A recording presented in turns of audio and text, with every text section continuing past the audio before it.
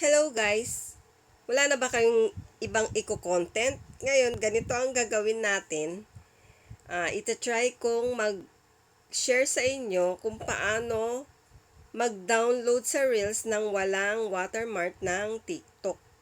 Ngayon, ganito, gagawa tayo ng video sa TikTok. Nandito na tayo sa TikTok. Then, click natin.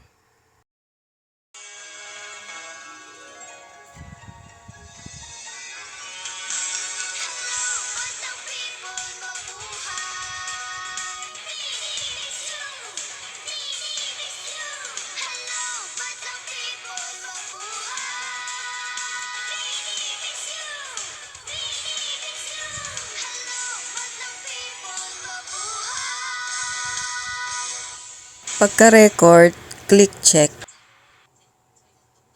Then click save. Pagka-save, nasa gallery na po siya. Then ready to download for Reels. Thanks for watching.